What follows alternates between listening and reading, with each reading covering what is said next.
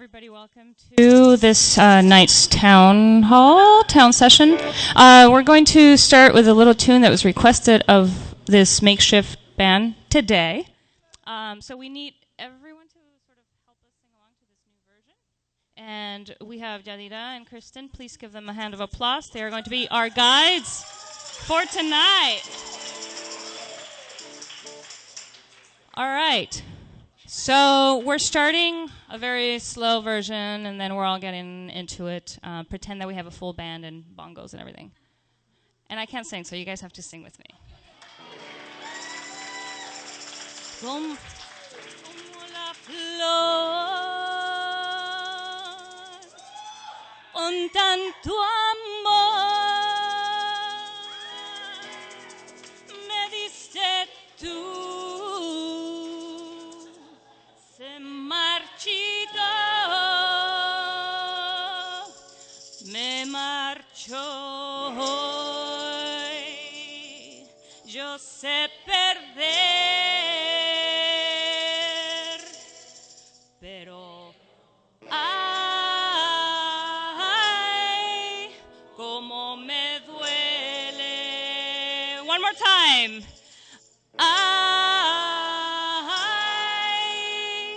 Como me duele.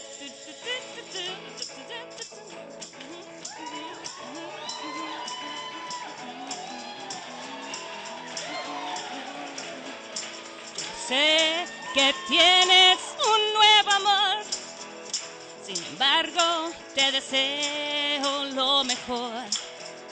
Si en mí no encontraste felicidad, tal vez alguien más te la dará. Everybody, como la flor, con tanto amor, me diste tú. Se marchito, me marcho hoy, yo sé perder, pero ay, cómo me duele.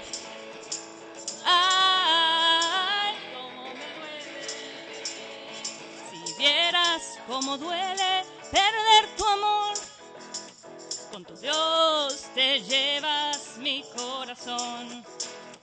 No sé si pueda volver a amar, porque te di todo el amor que pude dar. Everybody, como la flor, con tanto amor, me diste tú, te marchito. Oh, keep going. No sé perder, pero ay, cómo me duele. One more time. Ay, cómo me duele. Yeah, give it up for Beto.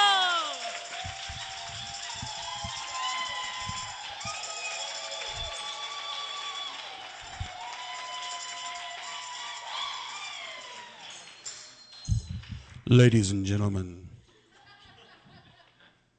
David.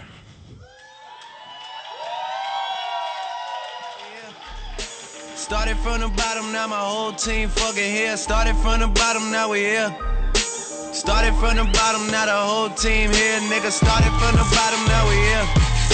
Started from the bottom, now my whole team here. Nigga, started from the bottom, now we here. Started from the bottom, now the whole team fucking here. I done kept it real from the jump. Living at my mama's house, we'd argue every month, nigga. I was trying to get it on my own. Working all night, traffic on the way home, and my uncle calling me like, where you at? I gave you the keys, so you bring it right back, nigga. I just think it's funny how it goes. Now I'm on the road, $500,000 bucks. Thank you. Let's give it up for the hype crew. Yadira and Kristen. Let's give it up for the musical stylings of Georgina Escobar and Beto O'Byrne. I asked them yesterday to join me, and today they became a band. So welcome, I'm your host, David. It's spelled David, but it's actually pronounced David. Or for all of you Spanish speakers out there, David.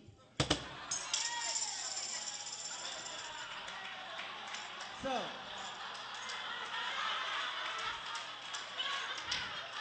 Thank you guys for coming to our penultimate event on this penultimate day of our convening. Who's excited for Sábado Gigante? It's gonna be real fun. It's gonna be real fun. We're taking back the forum. We're back.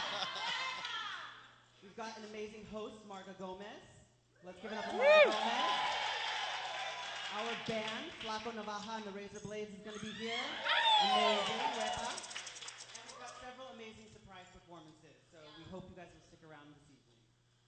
Before we party, we have a little show for you, though, a little talk show with some incredible guests. And tonight's topic is going to be on success, impact, and paying it forward.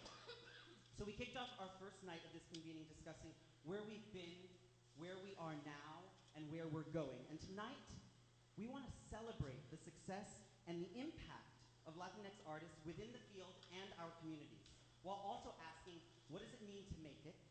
What is the legacy of our impact? And how do we pay it forward? In a year of such great turmoil and the heavy sense of failure, we must also acknowledge that a Puerto Rican man from Washington Heights took over American pop culture, changing the future of American theater. I don't know if you guys have heard of a little musical called Hamilton.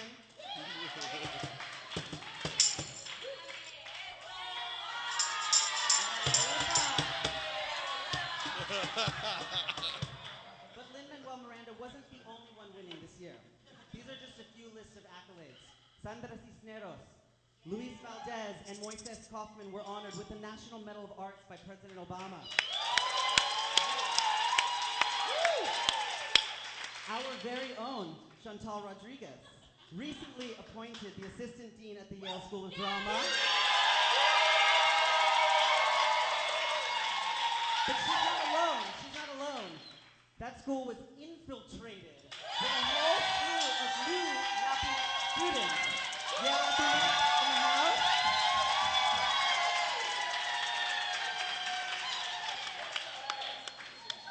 The Latino Theater Commons launched El Fuego, spearheaded by SDCF Bitch Handler Award winner Lisa Portes. We have our own issue of American Theater Magazine featuring the Latino Theater Company on the cover. The epic launch of the Soul Project here in New York City, founded by our own New York City champion, Jacob Padron. I don't know about you, but I love opening up the New York Times and seeing his face in there. It's a cute thing. We had the Olympics, right? Lori Hernandez, anyone? And Monica Puig winning the first gold medal for Puerto Rico. This list of honors and awards could go on, but we gotta keep things moving, we gotta keep things going, we gotta show. So, I have the honor and the privilege of welcoming and introducing tonight's panel. So, I don't know if you've heard these people, but they're pretty amazing. I think you all have. So we have a Pulitzer Prize winning playwright of a play called Water by the Spoonful. She also wrote the book for the Tony Award winning Best Musical in the Heights.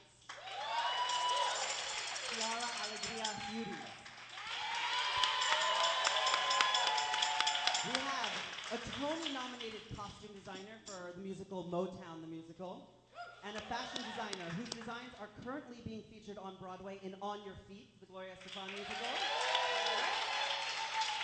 You may also know him, his name's Emilio Sosa. Let's give it up for Emilio Sosa. But you may also know him as E. Sosa, who was featured on Project Runway Season 7 and Project Runway All-Stars Season 2. We have the founder and artistic director of Pregones up in the Bronx, and the artistic director of the Puerto Rican Traveling Theater here in Manhattan. So, Rosalba Rolon. And my dear friend, actor, writer, filmmaker, and producer of the powerful docu-web series Run, Carlos, Run, Carlos Ibarra. Give it up for the panel. So let's give it up, and please join me in welcoming our guests. All I do is win, win, win, no matter what. Got money on my mind, I can never get enough. And every time I step up in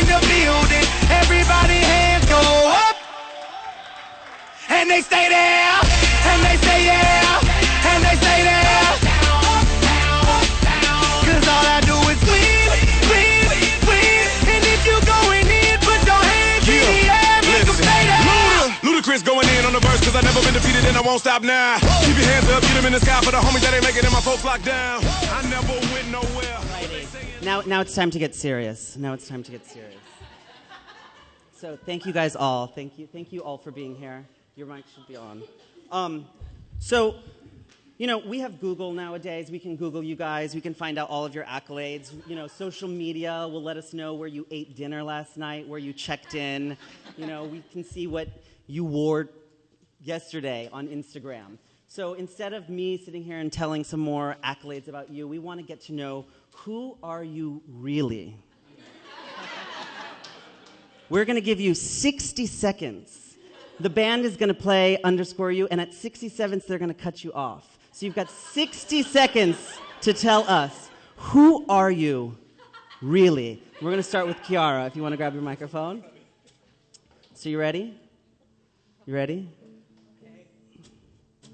Time starts now.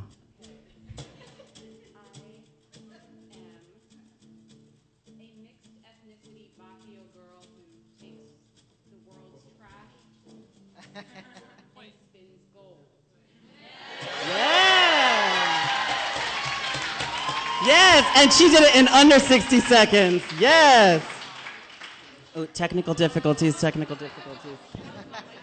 Mic drop. 20 seconds. Alrighty. Emilio, you ready? Okay, ready? Band, and let's go. Mine is easy. I'm a Dominican-born, New York-raised costume designer. Very simple, but very powerful. Yes. Look at y'all. Drop that mic. Okay, Rosalba, you ready? 60 seconds on the clock. Let's go. I am a jibarita from Comerío, Puerto Rico. Transplanted happily into New York, into the Bronx, an artist, director, a crazy, wonderfully in love mother with my daughter, and all of you.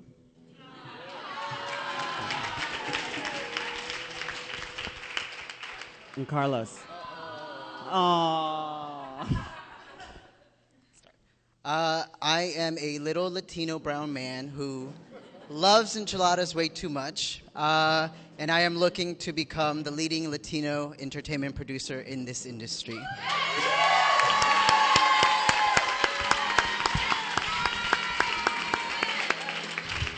And Generis, can we turn up mics 2 and 3? We tech this. Alrighty. Thank you guys for introducing yourself. That was awesome. Y'all didn't. I should have given you like 10 seconds each. So right now, what we're going to do is we're going to ask each panelist a question. We're going to give you a couple minutes to answer, and you guys are welcome to engage with each other throughout. Just make sure to use your microphones. So Kiara, you've won a Pulitzer. You're Tony nominated. You're one of the resident playwrights at the Signature Theater here in New York. You have works produced all around the country. One of your musicals is playing right now, right? Yes. Still? Yes, final weekend for all of you who are watching live streaming and are at La Jolla, right? Yes. Great. When I invited you to be on this panel, you had a reaction to the title. You said, I'm not interested in talking about success or ambition. I want to talk about failure. So let's do that. What is your relationship to failure? How do you cope with it, and how do you pick yourself up and continue to go? It's a heavy place to start, isn't it? I told you we're getting serious. DJ Khaled just, Well, that's because you reached out to me. What date did you reach out to me on? Like November 9th? I think it was November 9th. Had to keep the ball moving, you know. The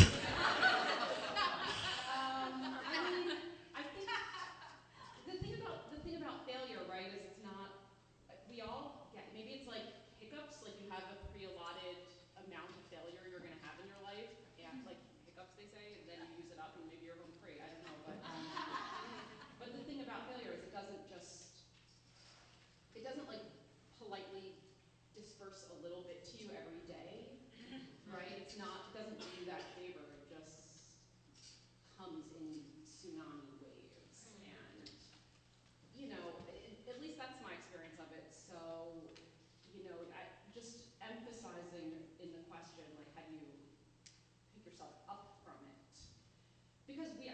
no one can survive as an artist without a relationship with failure, right? Absolutely.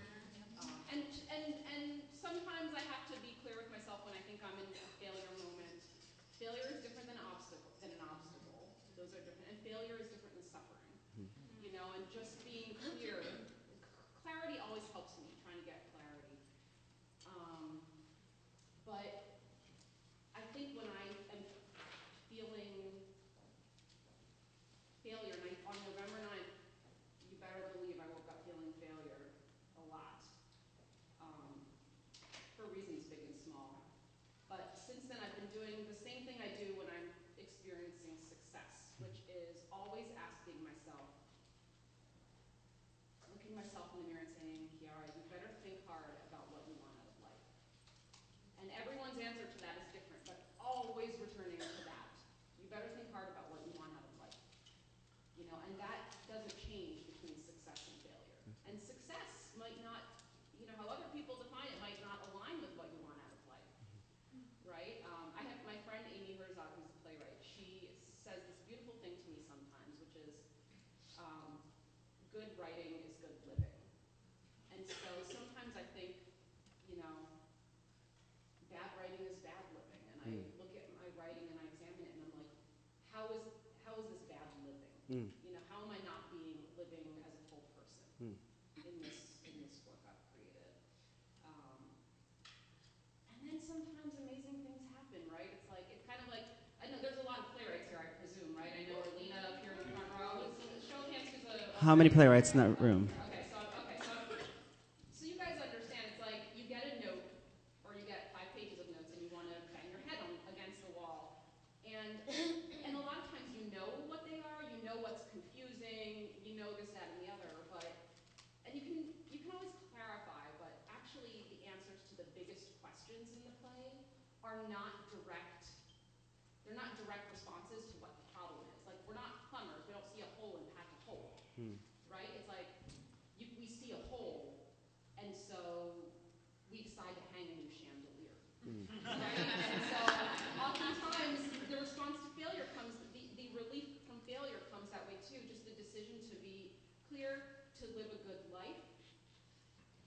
And then sometimes the cobwebs just kind of fall away, which has happened with me recently. I dropped a project, which was a project I cared deeply about, and I worked a year on it. A lot of hard work went into that, and I dropped it, and I didn't even realize I haven't slept so well in this year. And so I had to look really hard at, you know, I think that was not aligned with actually what I want out of life. It wasn't aligned with my mission. And why is that? And looking at that. So those are some thoughts on the dark subject. I love that. Thank you. Does anyone else want to respond to anything? I was like, we should clap for them. If you want to. I don't have a relationship with failure. That's my goal, and I'm not going to be funny about it. I don't like to lose, and I like to win. And as a costume designer, sometimes that's not what you're there for. You're there to support someone's vision. But within that, I always think that as a costume designer, my department has the same amount of importance as every other department, and sometimes we don't get it. So for me, I'm always fighting and trying to win for my department. So I failed in everything, I think, once, but it didn't stop me from doing it again. So it's exactly what you said, is how you get up. That I think defines you. You're going to fail. The system is set up for us artists to fail, because the first thing they tell you when you say you are an artist is how you're going to make a living. And you learn that from the time you're 3 or 4. So already they're breaking you down. So I just kept going. So failure is your friend, but success is your lover.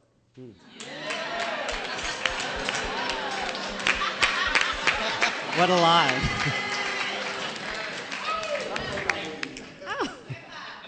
Whip up. Anything you want to say? Sure. Yeah, I mean, I want to thank you. You're welcome.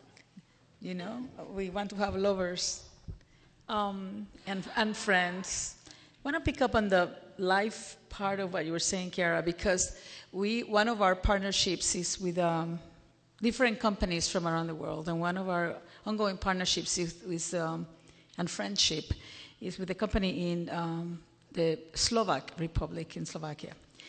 And, we go there and we talk to, engage with shippers and people in the countryside as well as in the city. And they have a saying that it's always loses when you translate it. But it says something like, they say something like, life is only one. If you can live a big life, why choose a small life? It's something like that. But it's not about money. It's not about awards. It's not about all of the things that of course, that feed us. But it is about the choices we make. And sometimes the choices we make are not the smartest, only because, we sometimes make them out of pure passion. And then we spend our lifetime pursuing the realization of those dreams. But failing, tripping, failing, all of that is what makes the final outcome so strong, and we come out winning regardless. It is of course dangerous if we become self-destructive, and this is why the arts are so important, because they can really, that's our instrument, to pick us back up. So over the past couple of years, as we're approaching the final stages of the merger between the Puerto Rican Traveling Theater and Pregones, we kept thinking, there's a little voice in my head, what if it doesn't work? What if? It's always that what if. And that kept me going. It has to work, it has to work, it has to work, And that's the way it goes.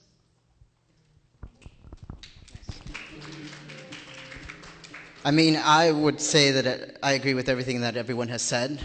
For me, my experience has been I've heard so many no's along the way that it was like, got used to hearing them, and it was about how am I going to work around it, and how am I going to start changing those no's to yeses and maybes, and then turning them to making sure that I don't do that to other people too. Because I think that that's what we really have to do, help each other out and really help our community grow from within each other. And so it is about the failures. That's what keeps pushing you. That's what keeps you going. And if you stop, that's where it ends. And you have to have big dreams. You really, really have to know what you want. And just like Kiara says, you have to have mantras that every morning that you wake up and you go and you look at it and you're like, this is what I'm doing this for. And it's a little step, but it's part of the big picture. And it's not going to happen right away. So how did that one little day lead to the next day and to the next day and to the next day? And I think that that's how, in this career where there's so many downs, that's how you manage to stay up and keep going after the things that you want. And you keep reaffirming your true values of who you are and the person that you really want to become. Absolutely. Awesome. Thank you. Thank you. Emilio, it's your turn. So Emilio actually gave me my first job out of school. How's that for impact and paying it forward? As a shopper on Romeo and Juliet. So let's talk about impact. Let's talk about impact now. You made me. So 2 words that will stick with me forever. More color. This was your call to action on Project Runway All-Stars. You made a very political statement with your final runway show. More color. And you featured all women of color in your final collection. The first time we had ever seen that on Project Runway.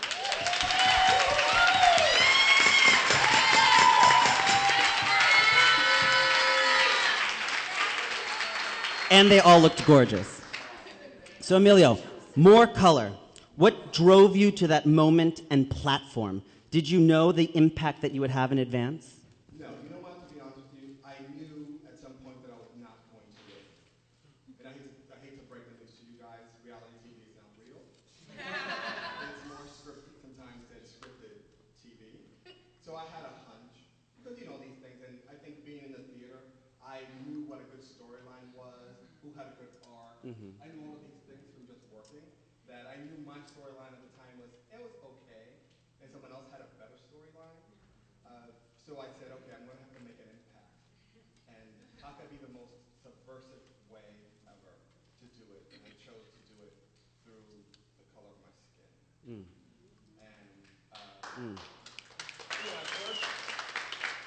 at first, but the thing is, I had a real deep meaning to it. I said, it was inspired by Rosa and Aunt Jemima. Hello. That's what the collection is. It was called Urban Plantation. This is all the street women. But the main question, and I spoke to Joanna Coles, who was at the time was the head of Cosmo Magazine, and she was our mentor. I said, how could it be that a woman of color in a do-rag bandana is considered an Aunt Jemima substandard servant, while a white woman with a bandana is called Rosie the Riveter, and she is the symbol of women empowerment. How can I mix them both together? And I knew I wasn't gonna, like I said, win that season, so I just chose to make an impact. I knew they had to show the collection. They had no choice. So I just did what I wanted. Yeah. Awesome. Thank you.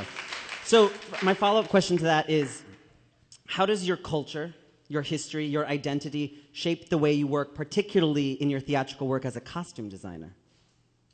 Not really at all, come to think of it. Because as a costume designer, I am supporting the playwright's vision. And sometimes my playwrights aren't of Latin or African American or Caribbean descent. You know, I work with a lot of white people. And sometimes my color doesn't affect the storyline. But what I would say, how I do express my Latinness, although I don't think I've ever gotten a job because I'm Latin, but I would say is that color is important to me, and I use color to evoke emotion. And I think as a Latin person, I grew up with color everywhere, in the clothes we wear, and how we express ourselves, the music we listen to, and I think that's just ingrained in my DNA. I just apply it differently for different projects. Like Kara just said, she has a show, Miss You Like Hell, which I designed. Thank you very much. And that definitely has a Latina heroine, mother and daughter, played by the amazing Daphne Rubin Vega. Sensational in that. But that's a piece that then I can use my Latin aspect for. But then I've done plays like Top Dog, Underdog, you know, things like that, or what have I done? I don't even remember. I just continue to do them. That's my thing. I just don't stop. I try to work. But being Latin helps, but it hasn't been the driving force to my career. I've always wanted to be the first. Whether I'm the first to do a show, or I'm the first designer of color, or I'm the first Latino man to design a Radio City. My thing is being the first. That's what drives me. Awesome. Thank you. And anyone's also welcome to jump in if you guys have a response to that question also. You know, that's hard to follow because for so many reasons, and I think because it speaks to all of us, but I just have that sense of knowing that we all know how it feels to be 1%, but without the perks. You know, because it's that moment where you're the first in this sort of road to success, and you can also be the first to ever be in a conversation about something, or the first to ever be. Yes. And you know what I'm saying is I still can't believe that I'm still the only one sitting on a panel of whatever discussing things of the diversity, and I'm the only one, and I think it has happened to so many people, many of you, I'm sure, in our institutional life, in the funding world, when decisions are made, I'm the only one, so it gets to that point where you get used to that in a way, and I remember a few years ago, some time ago, Jose Rivera and I coincided in this panel, and we entered the room, and we looked at each other, and we thought, maybe there's a mistake. We're so used to being the only one in the room that we thought really that there was a mistake, and he double checked, and there were the two of us. Oh my God. So it is about understanding, taking our place, and understanding that place once we get there, and once we have it, and what to do with it. Yeah, absolutely. I want to just chime in. Actually, I ran into a friend of mine, and I was telling him that I was doing this panel, and I've been just asking everyone I run into, talk to me about your relationship to success, and he said, when he got his first equity job, he felt like he was miscast while he was there, and that he said for so many of us, we are so used to and comfortable being the underdog that when you finally get that moment, you don't feel like you belong. And I feel like it touches on that, so I just wanted to chime that. Awesome. Cool. Okay. Rosalba, it's on to you. I don't know. A lot of times I'm the only person of color in a boardroom, whether it's in a theater or at a big corporate event, because I design also spectacle. I say I do theater, but I also do spectacle, which I enjoy. And spectacle, I mean by Radio City to me is a spectacle. It's about fun, glitter, legs, shiny. Which I love to do. But I don't know. I always feel like I belong. They may not feel like I belong, but I feel I'm always the right person for every job.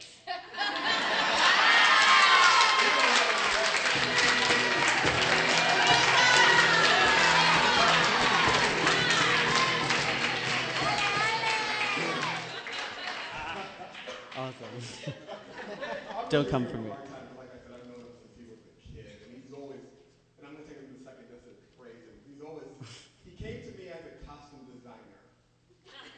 But I knew early on that he was more than a costume designer. I think he always had bigger dreams, and he was always so conscious. And that's what I feel about the panel here. Everyone here is so conscious and so serious about their work. And I'm just like, oh yeah, I just do it. I don't know how else to do it. I didn't study theater like at school or anything. I just fell into it. So that's why. Because I treated that way. But I knew David was going to do something. I knew he was going to do costume.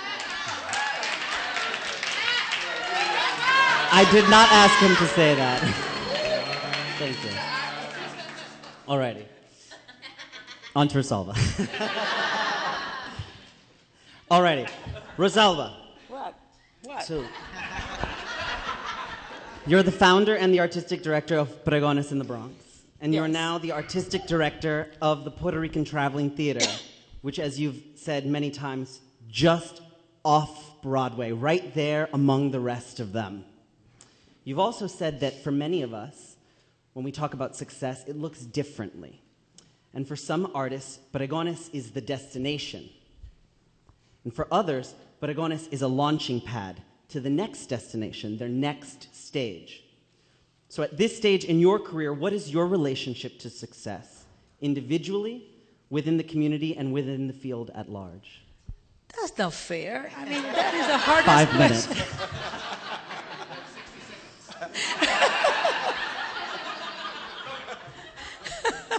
Well, start. Thank you.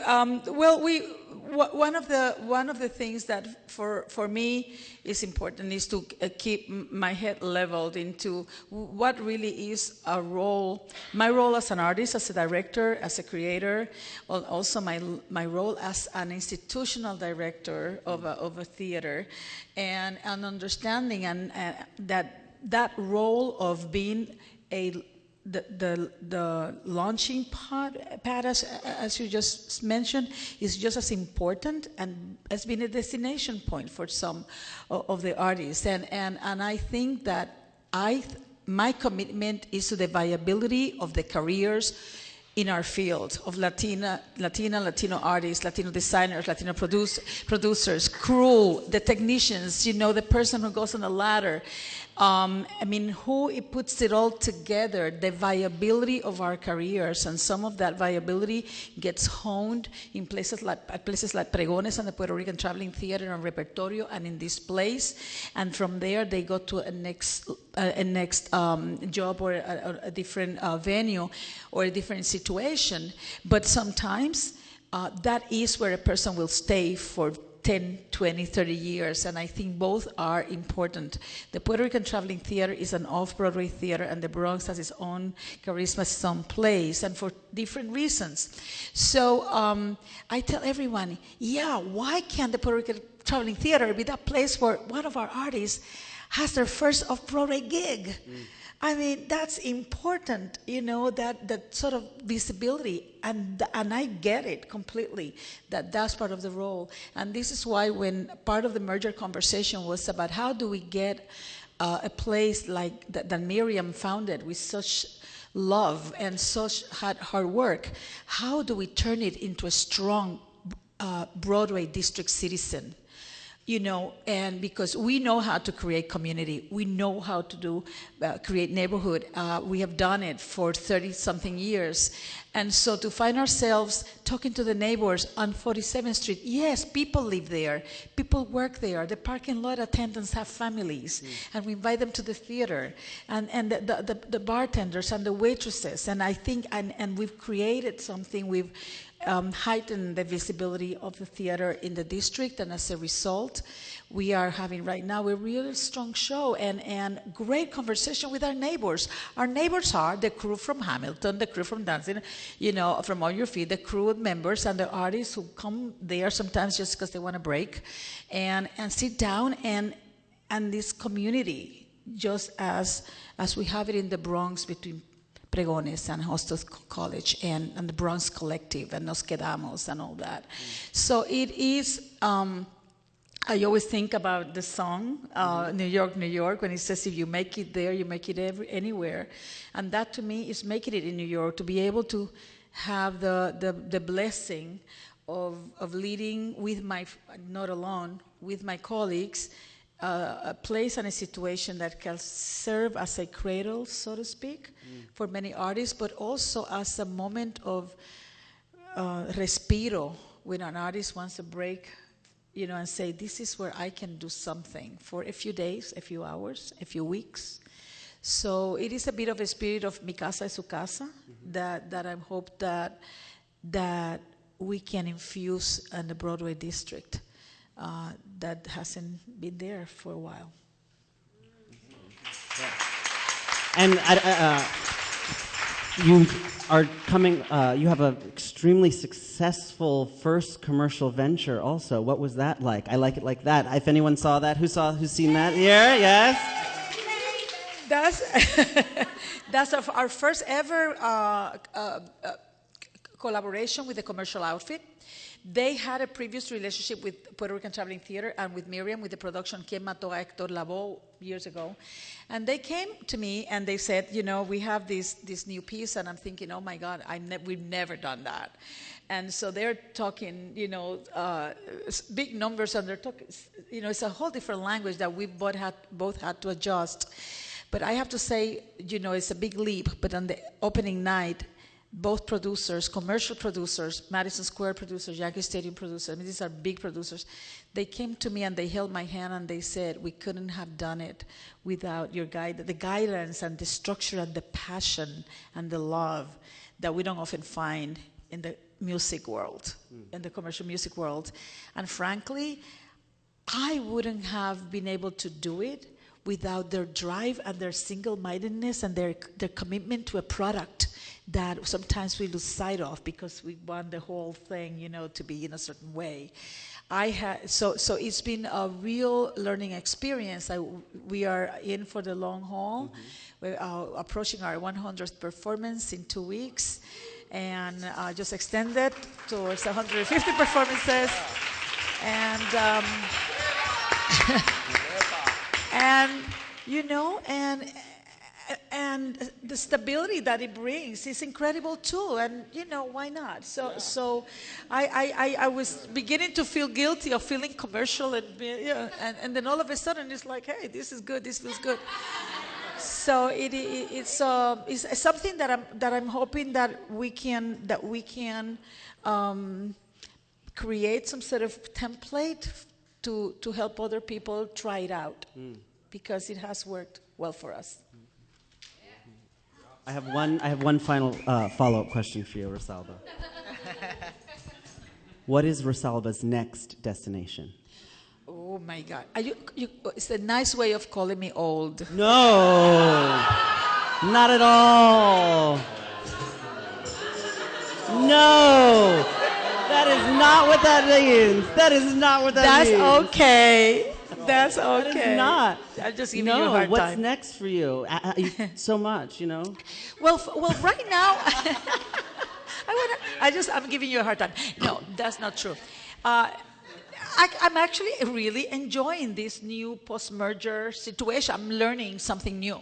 Mm-hmm. I'm learning a new craft. I'm learning a new task. And I'm learning to live in two different places as disparatados como the Bronx and the South Bronx and the Broadway District. And it's exciting. So I'm learning that. I have lined up my next 3 projects, which is going to keep me busy for a while. But I also enjoy my work through NALAC in a leadership institute of teaching and supporting the new generation's efforts, and to also be able to serve as a point of reference for many people who have certain questions about certain things, about our field.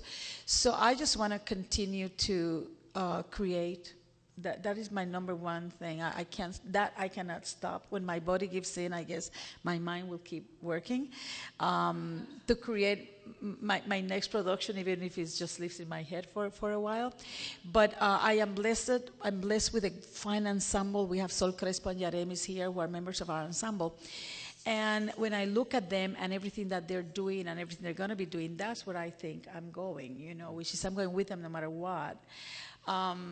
So I don't plan ahead too much. I'm just enjoying all the different circles of my life at this point. And I have to say about viability of careers, I couldn't have done it without a viable family, personal family. I mean, I have an amazing husband who's in the field. We raised an incredible daughter. It can be done. We can, and I am inspired by someone, I can't remember where in the initial plannings of this convening, when one of you said, I want to raise a family as an artist. I want to be able to do that. Why can't I do that? And I think those are important life questions that, yes, we should be able to have a type of career that allows us to have what everybody else has. Mm-hmm. Absolutely. Thank you.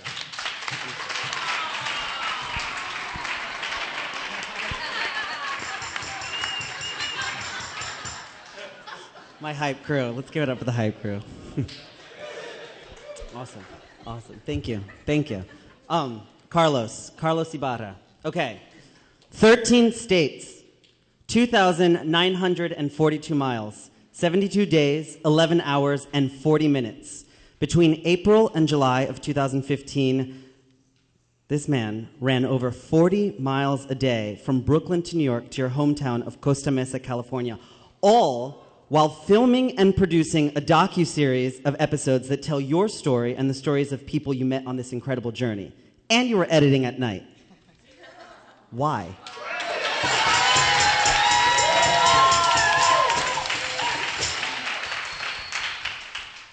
Well, I think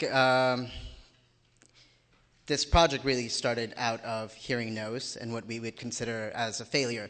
I had a feature film that it has gone through a lot of retitles, a lot of rewrites, that is still currently moving towards pre-production, which is really, really good.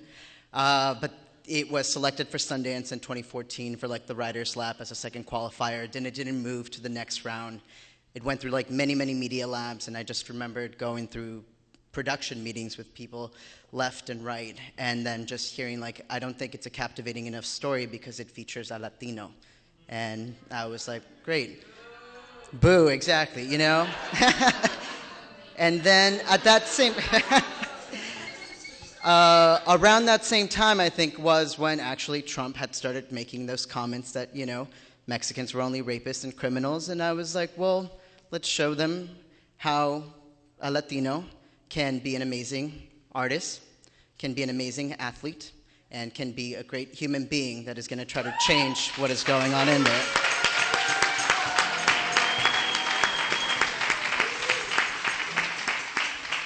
And that was exactly what I wanted to do. I was like, how is America going to react to seeing a Latino person who was not born in the US, who has lived here his entire life and is running through, you know, Indiana, Ohio, Kansas, Colorado, Arizona. And I'm like, I don't care if you don't want me here, I am going to be here. And I'm going to make it so strong that you have no reason to take me out of here. And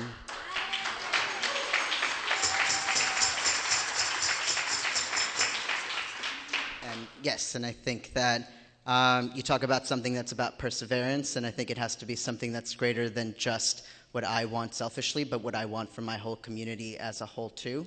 That it's not just a reflection of me, it's a reflection of my grandparents, my great-grandparents, my brothers, my sisters, you know, all the people that I see that are battling to just try to make a better life. And I think that the more that we showcase that is exactly what we need. And that was one of the things that kept me going. It's not easy to try to run 40 miles every day, you know, in the rain, on highways, getting chased by dogs, you know, getting chased by people. But it's something that I felt like that I definitely needed to do, and that I knew that it was going to lead to a closer fulfillment to who I always felt I was meant to be, you know, in this world. And so, yeah. And can you tell us where we could find that? Well, it used to be online. It's on runcarlosrun.org, but at the moment we've taken it down because PBS is looking to purchase it, and they will.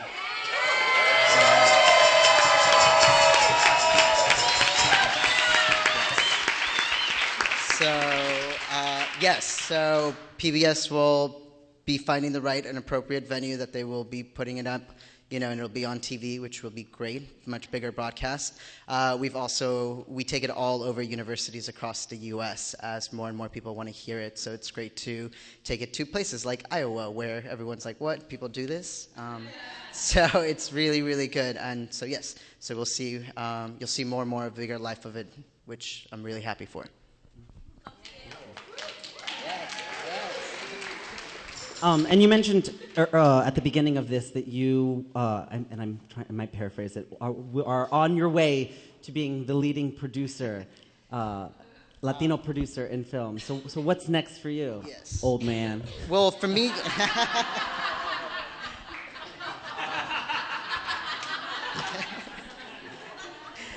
He's trying to save face. I know, exactly. I do think, you know, one of the things that we need to eliminate labels, and we need to eliminate these titles that we have sometimes, which for me, it's like, I love acting. That's how I got into this world. You know, I act. Acting led for me to write. Writing led to me to produce, because people weren't trying to hear the stories that I wanted to tell, didn't want to showcase people the way that I wanted them to be showcased. So then that also led to me being like, how am I going to be able to penetrate the minds of the people who do make these decisions? And so that led me to working in entertainment. So I worked in talent management with some of the biggest like talent, you know, Oscar winners left and right, getting to really see how they worked, how they functioned from that. And, you know, it's like everything that I do did not fit the mold of what someone would hire. And then I became head of development for a production company. And now I'm getting to read scripts left and right. And I think that I'm finally getting to show a lot of those people to think a different way, and to always just think, like how you said, think color, think more story, think more who's like the most suitable individual, and why not present people other than the stereotype that we're used to seeing them. And so, yes, so that's like my next phase. That's like my next part. I've also, you know, I have my own company, which I produce content for anything from commercials to live events to features, shorts, things like that. And I've been very, very happy that a lot of members who are here, part of my community, you know, have been able to come out and like have supported, and I've been able to do the same thing, because I think that that's what I set out to do when I did this production company. And when I got hired by these other guys, it just gave me more leverage and more, you know, ability to keep opening more doors and to really keep going after the things that I want to do. So. Thank you. So before the panel started, we had asked our audience to fill in the blank and to tweet at Cafe Onda, hashtag Latinx success. I don't know how many of you tweeted, but we're going to find out. So let's check that out, Janaris. Twitter feed.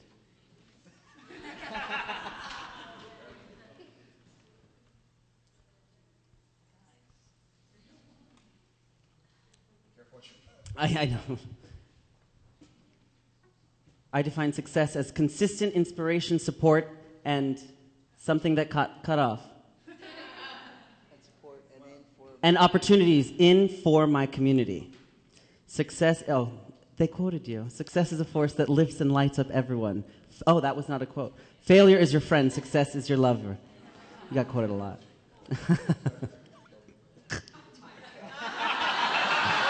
You are loved.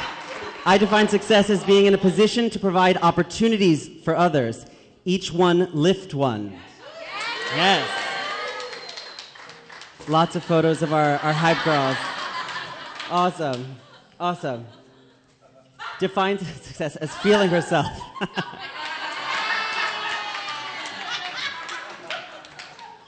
I define success as everyone busting out in unison when 3 chords of Selena comes on.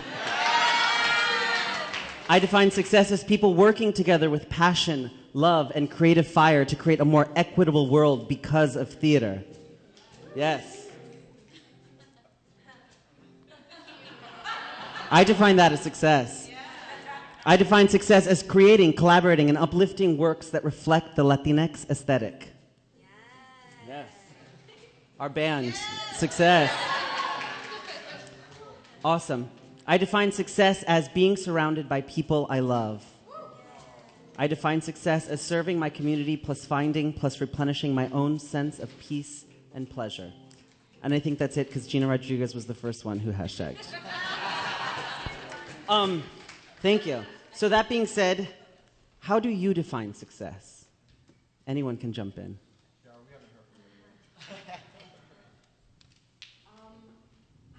It's complicated, right? I could not sum it up in 60 seconds, but 144 characters they had. I think I define success as anytime I can go into one of those boardrooms where, you know, I'm the only person of color and I'm pretty pale. And just remember that not to take their kind of working methods and assume them as my own, but always bring my own paradigms into the room. So not putting on others' paradigms, like bringing my paradigms to the table. That's one definition for me. Another one is not forgetting that one of the things I learned as a Latina growing up is that in the face of extreme hardship, suffering, extreme loss, our community, and especially the women, because I grew up in a very matriarchal family, like we dance and we party and we have fun.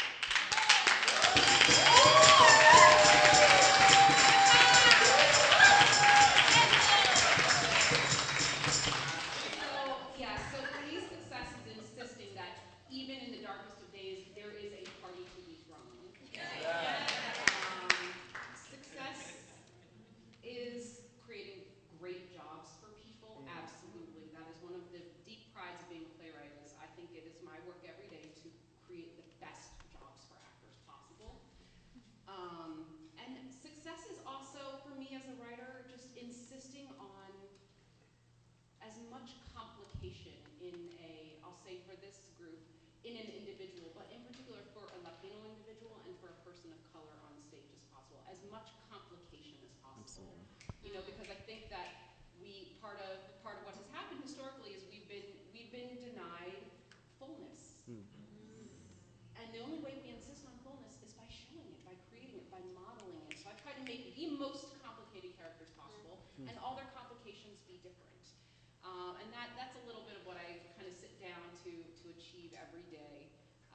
And success is also being a good family member. I am a mother. Whoever was, it is possible. Damn straight it's possible. And you get better at it.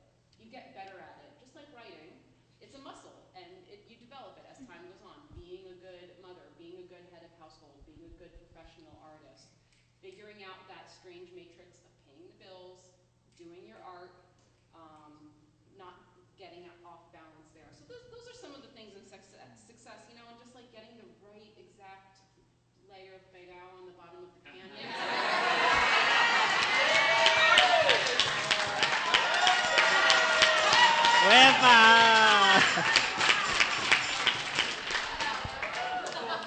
True success.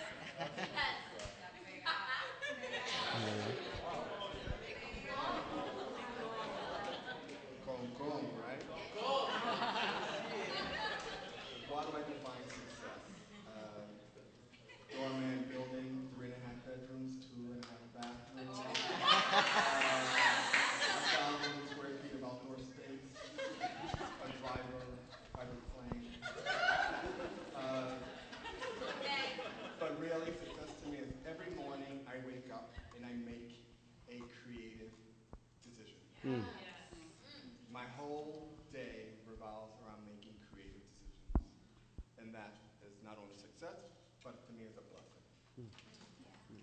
Simple as that. I wake up, what color panties she's gonna wear, what color her dress, why are his shoes too tight, and that's what I love to do, so I'm happy.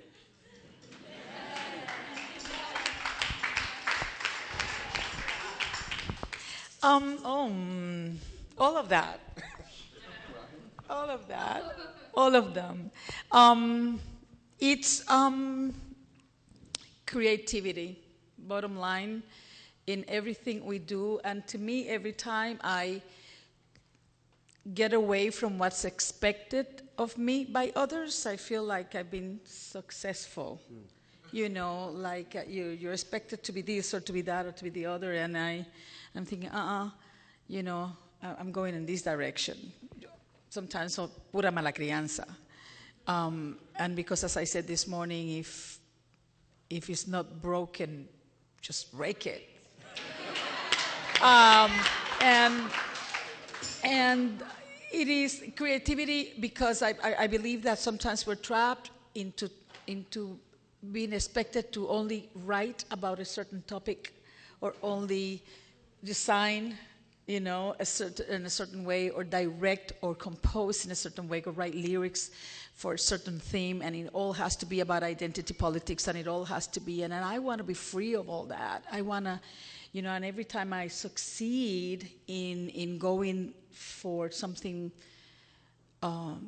bigger than that, I feel that I have succeeded. So yeah, and it takes a lot of creativity and a lot of internal turmoil in a way. And the other part of it also is validation. Sometimes we don't realize how much we're looking validation in the outside world, whereas I look for it in my own community. Here, I rather have your validation in this room, you know, and if I get it somewhere else, that's fine too, but that's not what I live for. And if I'm able to, you know, have that validation in my own family, creative family, I think I've succeeded. So, you know, it is complicated and it's not at the same time.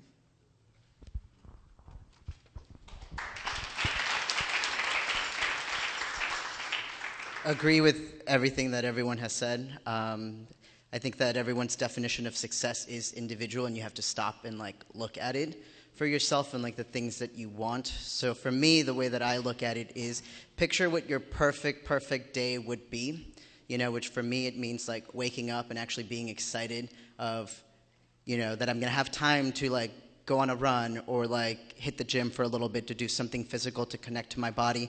Then after that, going to work on a set, whether it be writing, directing, producing, or just meeting other creatives and exchanging ideas, finishing a long day and finishing a nice day with like a meal with friends and other creatives and just enjoying what life is. And I think that everyone decides what they do.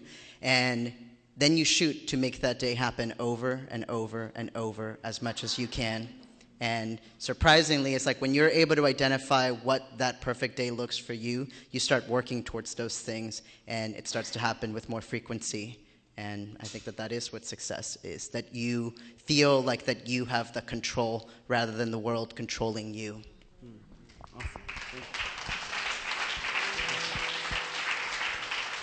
So we're coming down toward the end of the conversation. So I have a closing question. Oh, I know. I have one final closing question. We're going to start with Carlos and work our way back. It's actually, I'm going to give it a two-part question, but you don't have that long to answer. Okay. Is your success ours? And do you feel a responsibility to pay it forward? Yes. You know, I'm the artist, the entrepreneur, the creative person because of all the relationships that I've had with people here, the people that I've gotten to work. You know, there's people here that I haven't worked with yet, but who knows what's going to happen like 5-6 years from now. So yes, I think it's combined, and I think that if we have one more person in that boardroom, it just means more opportunities for everybody else. It's the same thing as like the new person who just entered the world of entertainment, you know, comes in and they're getting that little door. And absolutely, you have to pay it forward. You have to help out people. Because if you just walk out on your own, what was it all for? Yes, of course. Bottom line, yes, on both counts. Paying it forward, I don't know any other way to leave, but try to at least do that because someone did it for me years ago, and it can't stop here. It can't stop with my life. It has to, move on. So I do feel the responsibility to pay it forward in a big way if I can. And certainly, what was the other part of the question? Is your success ours? I hope so. I mean, I hope so, really, in my heart, that I'm representing us well, and that we're all representing us well. I don't carry that as a cross, como una cruz en el Calvario. Ay, Dios mío, estoy representando. Ni nada de eso. But it is something that I just carry within my soul. It's just like if I'm here, I better be at the top of my game because they're looking at all of us. But again, my main concern is how we look at it within ourselves. Si los otros no nos entienden, pues too bad. Pero I just need for us to know where we are. And in that sense, I do feel that it needs to be a collective conversation about paying it forward, number one, and about representing ourselves within our own and outside of our own.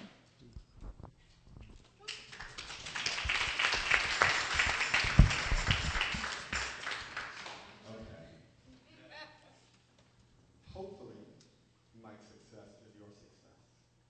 But that's not what drives me to be successful. I do it because my parents chose to bring my brothers and I to a country where they didn't know the language, and they worked as janitors and in factories for 30 years, so my brothers and I could have a better life. So every time I wake up in the morning and I'm able to go to work to make these creative decisions, and I'm able to pay my rent, I hope that that's some form of example to everyone that's watching. And as far as paying it forward, I'm all for it. I always bring in interns. My most successful assistants always start out as interns. I don't hire anyone that's not willing to intern, even if it's for 4 weeks. I need to know your work ethic, whether you're serious, whether you want to do it. And if you check off all those boxes, I mean, I was fortunate enough to find mentors really early in my career. So it would be really, really selfish for me to say that I don't want to help the younger generation. Although those younger generations are getting the jobs. So that's part of it. That's part of it. And that's the same relationship I had with my mentors. It's like an eagle. You got to throw the chick out of the nest and hope it flies, and hope it flies higher than you. All my assistants have become their own designers in their own rights, and that's a pleasure. I joke around and I make it funny, but I really am proud of everyone who has come through my studio and continues to work, because it really is a reflection of not only what I've done, but also those who helped me and bring me up. And I've had a lot of people help me. I wasn't the easiest person to help, because I always had a chip on my shoulder, which I still do. So listen, I'm from the Bronx. And I'm proud of it. Hueva. Only you can tell me whether my success influences you or helps you. And I do help people who want to get into business. But I'm real with them. It's not easy. You got to love it and want to do it. I'm not just going to put you on just because you want to be on. You got to earn it and work for it. You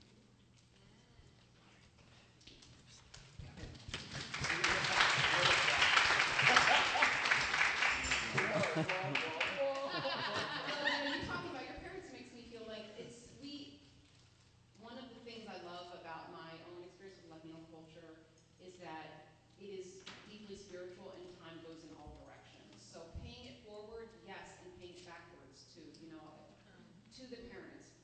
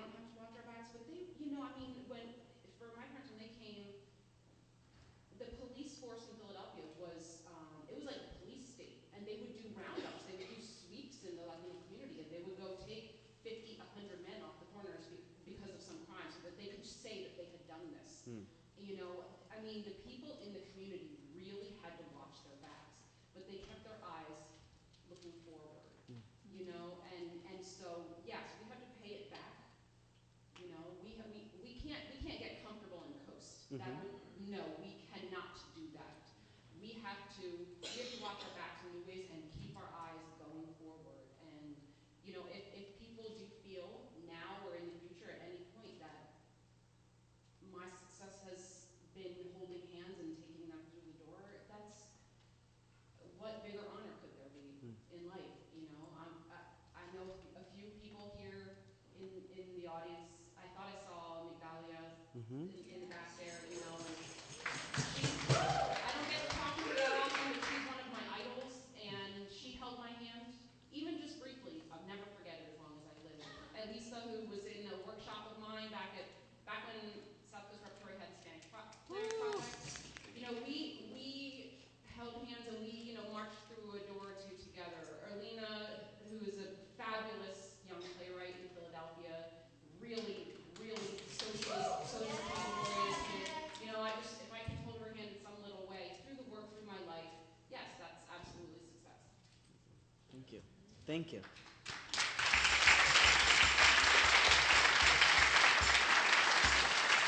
I'm going to open it up if you guys have any final remarks, any last things, anything else. I feel like we could talk for longer, but we can't. Awesome. Can we give a round of applause for the panel?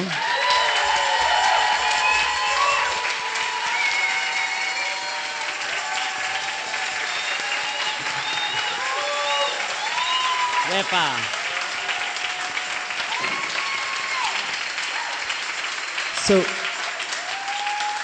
conveners, we're going to take it back to you. We're not done yet, so don't. We're going to take it back to you. We're going to do a little live sharing.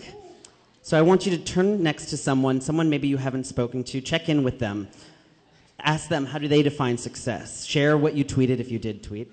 How you're feeling, and just give somebody a hug. We're going to give you 90 seconds, though. So the band, can you play us on for 90 seconds? Check in with each other. Don't go too far away.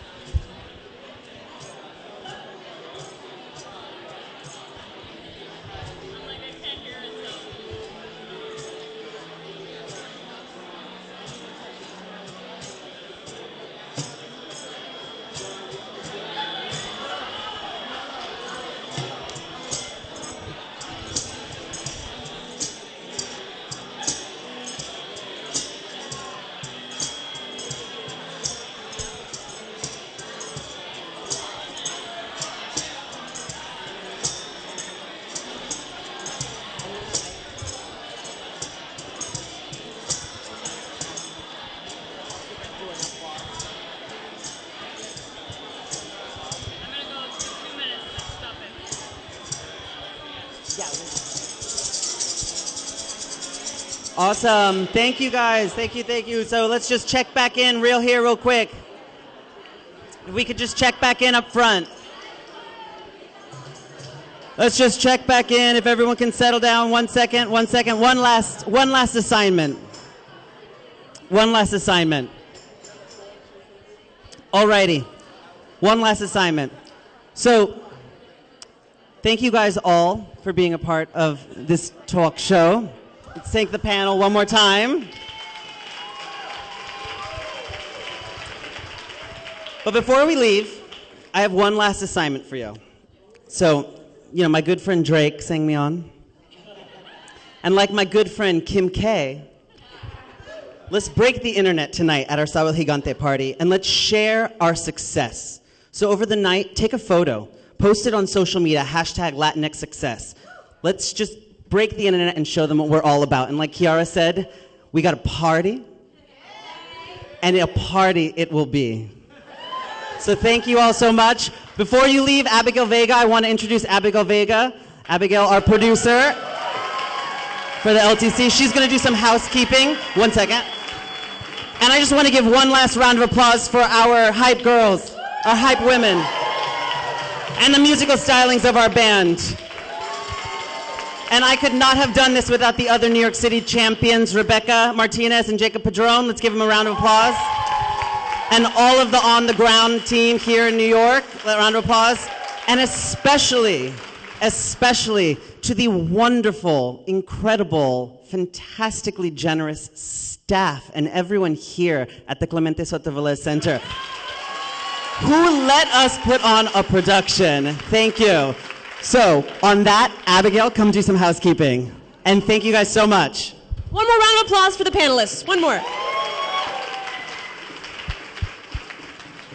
Okay, I just have a few things and then we're going to get out of here. First off, thank you so much for working so hard today. I know there were terrible, terrible drama on the trains, and thank you for all of you who came in, and I'm so sorry. This event was live streamed. You can watch it later if you missed part of it, and I encourage you to do that.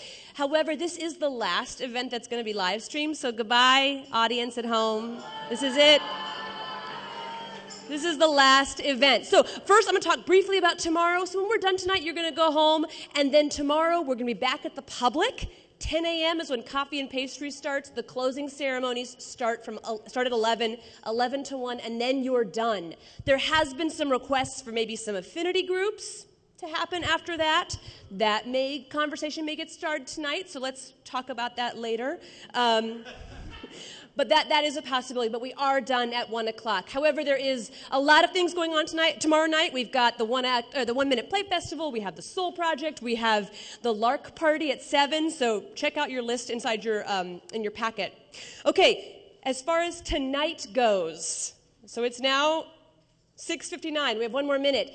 At 7 o'clock, we're going to call it quits, and I need everyone who is not signed up to help to get the F out of here, okay?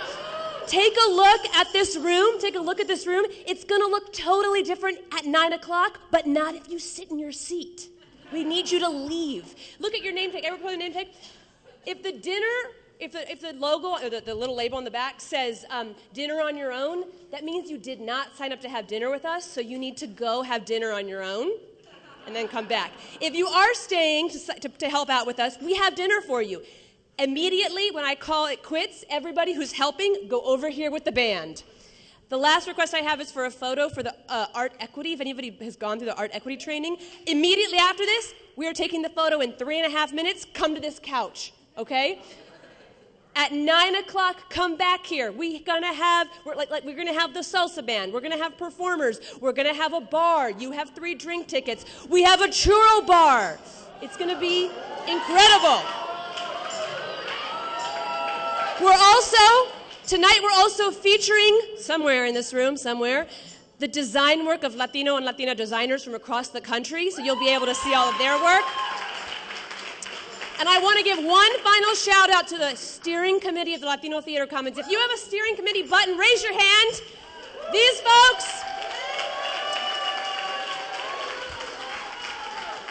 if you want to know more about what they do, talk to them. These folks are the ones that raise the money for these events to happen, who get the word out, who write for Cafe Onda, who edit Cafe Onda, who market us. They do all of that work, and you know what? They do it all for free. It's all volunteers. So thank you so much. All right, you guys. Be back here at 9 o'clock. On the ground team and volunteers over here.